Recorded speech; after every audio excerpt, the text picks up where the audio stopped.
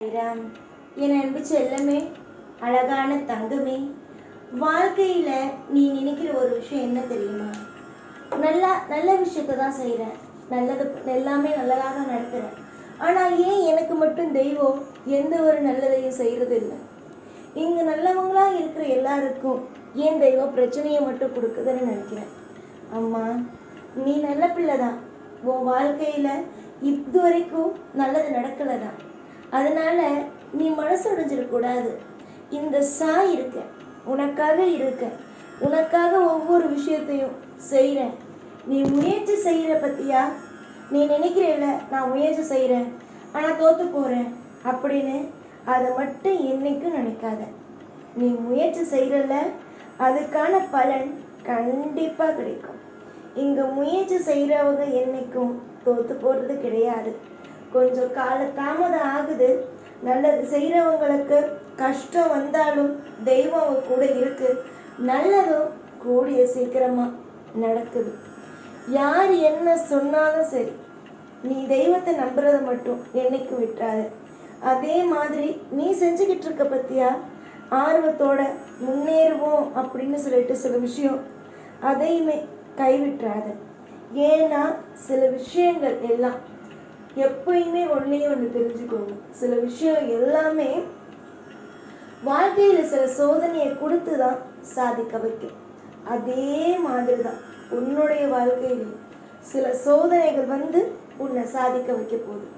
இப்பயே நீ சோதனையை சந்திச்சிட்டு இருக்க, இதுதான் சோதனை, இதுதான் உன்னை சாதிக்க வைக்க போகுது.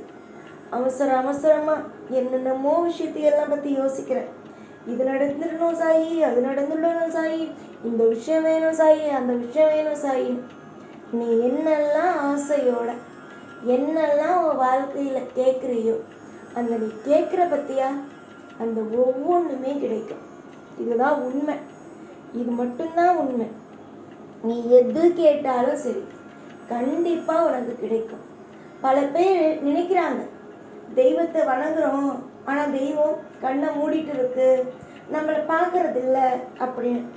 ஆனால் நல்லா யோசிச்சு பாருங்க, உங்களை தெய்வம் என்றைக்கும் கைவிடுறது மட்டும் இல்லை, உங்களை என்றைக்கும் தூக்கி பிடிச்சிக்கிட்டே தான் இருக்குது. ஆனால் அதை நீங்கள் உணர்றதில்லை. ஏற்கனவே நீ பட்ட அத்தனை விதமான காயங்களையும் சீக்கிரமாகவே உன்னுடைய தெய்வமாகிய நான் உன்னுடைய வாழ்க்கையிலிருந்து எடுத்து அற்புதம் அப்படிங்கிற ஒன்று உன்னுடைய வாழ்க்கையில் நடத்தி வைப்பேன். உன்னுடைய வாழ்க்கையில் நல்லது நடப்பது எல்லாம் வெகு தூரத்தில் இல்லை, பக்கத்தில் தான் உள்ளது. கூடிய சீக்கிரமாக வாழ்வில் எல்லா கட்டமும் இனிப்பாகவும் நல்ல அற்புதமானதாகவும் நடக்கும். நீ யாரையும் எப்போ எந்த நிமிஷமும் எந்த ஒரு நொடியும் வாழ்க்கையில் பார்த்து பயப்படக்கூடாது. புரிஞ்சுதா?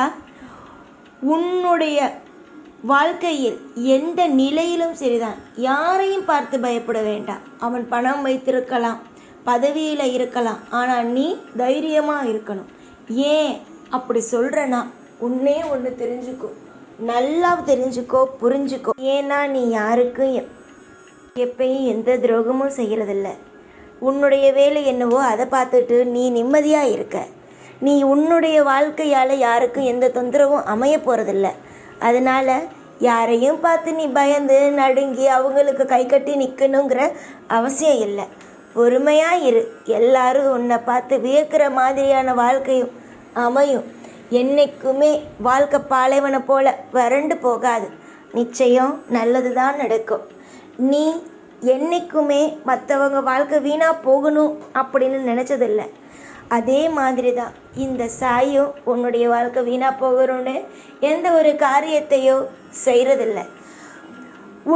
உன்னுடைய வாழ்க்கையில் எல்லாமே நல்லா இருக்கணும், அற்புதமாக இருக்கணும் தான் நான் நினைக்கிறேனே தவிர, உன்னுடைய வாழ்க்கை என்றைக்கும் கஷ்டமாக இருக்கணும்னு நான் நினைக்கிறதில்ல.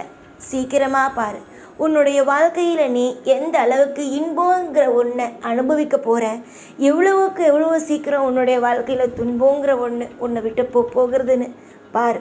நல்லதே நடக்கும். உன்னுடைய வாழ்க்கையில் இன்னைக்குன்னு இல்லை, கூடிய சீக்கிரமாக நல்லது தான் நடக்கும். ஆயுள் முழுவதும் இந்த சாயுடைய ஆசீர்வாதமோ அனுகிரகமோ என்னுடைய கண்கள் இரண்டும் உன்னையே பார்த்துக்கிட்டு சந்தோஷமா உன்னை இருக்கத்தான் வைக்கும். புரிஞ்சுதா? எந்த ஒரு சின்ன விஷயத்தையும் பார்த்து பயப்படாத. ஐயோ இந்த விஷயம் நடந்துருச்சே, இந்த விஷயத்திலிருந்து நம்மளை யார் காப்பாற்ற போகிறா அப்படின்னு நினச்சி பயப்படாத. எல்லா நிலையிலும் நீ வணங்குற தெய்வம் உன்னை காப்பாற்றும். நீ வணங்குற தெய்வம் உன்னை நல்லபடியாக கரை சேர்க்கும்னு ஒவ்வொரு முயற்சியும் எடு. நீ உன்னுடைய வாழ்க்கையில் எடுக்கிற ஒவ்வொரு முயற்சியும் வெற்றி அப்படிங்கிற ஒன்றுக்குள்ளே இருக்குமே தவிர தோல்வி அப்படிங்கிற ஒன்றுக்குள்ளே எதுவுமே இருக்காது. யதார்த்தமாக நீ செய்ய போகிற விஷயம் இனிமே வெற்றியையே தரும். இதுவரைக்கும் உன்னுடைய வாழ்க்கையில் கஷ்டப்பட்டு செஞ்ச விஷயம் எல்லாமே உனக்கு நல்லதாக அமையாமல் இருந்திருக்கலாம். ஆனால் இனிமேல் நீ யதார்த்தமாக செய்ய போகிற விஷயமே மிகப்பெரிய ஒரு அளவில் மாறும். அந்த அளவில் நல்லது நடக்கும். உதாரணமாக சொல்லணுன்னா ஒரு சின்னதாக ஒரு கப்பு வச்சு தூரத்துலேருந்து குறிப்பாத்து கல் போட்டால் கூட, அந்த கப்புக்குள்ளே கல்லை போட்டால் கூட விழுவாது.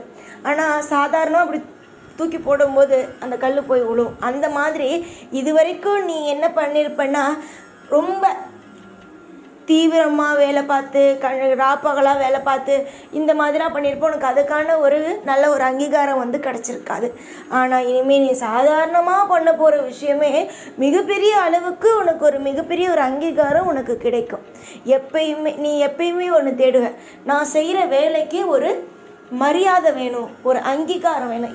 இவ இந்த விஷயத்த செஞ்சா, இந்த பிள்ளை இந்த விஷயத்த செஞ்சிச்சு, நல்லா செஞ்சுருக்கு அப்படின்னு ஒரு பெருமையாக ஒரு நபர் பேசணும் அப்படிங்கிறத நீ நினைப்ப. அது இது வரைக்குமே உன்னுடைய வாழ்க்கையில் கிடைக்காமையே இருந்துச்சு. வீட்டில் ஒரு சின்ன வேலையாக இருக்கலாம், வேலை செய்கிறதா இருக்கலாம், இல்லை வெளியில் போய் ஒரு அலுவலகத்தில் வேலை செய்கிறதா இருக்கலாம். எதுலையுமே இது வரைக்கும் உனக்கு ஒரு அங்கீகாரம், நீ தான் இதை செஞ்ச அப்படிங்கிறது கிடைக்காம இருந்துச்சு. அப்படியே நீ செஞ்சாலும் அது வேறு யாராவது செஞ்சுதான் சொல்லி அங்கீகாரம் நான் பெருமைப்படுத்துக்குவாங்களே தவிர நீ இது வரைக்கும் செஞ்ச எந்த காரியத்திலையும் அங்கீகாரம் அப்படின்னு உனக்கு எதுவுமே கிடைக்கல. ஆனால் எப்பையும் சொல்கிறேன், ஆனால் இனிமேல் செய்ய போகிற ஒவ்வொரு காரியத்திலேயும் உனக்கு அங்கீகாரமும் மதிப்பு மரியாதை எல்லாமே கிடைக்கும். புரியுதா? அங்கீகாரம் நிச்சயமாக கிடைக்கும். நீ அழுதது புலம்பியது எல்லாத்துக்கும் மறந்தா உன்னுடைய வாழ்க்கையில் ஒரு செழிப்பான ஒரு எதிர்காலம் உனக்கு அமையும். இந்த தெய்வமாகிய நான் உனக்கு சத்திய வாக்கு தருகிறேன்.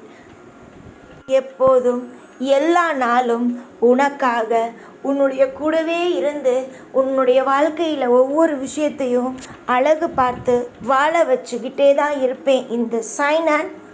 ஓம் சாய்ராம்.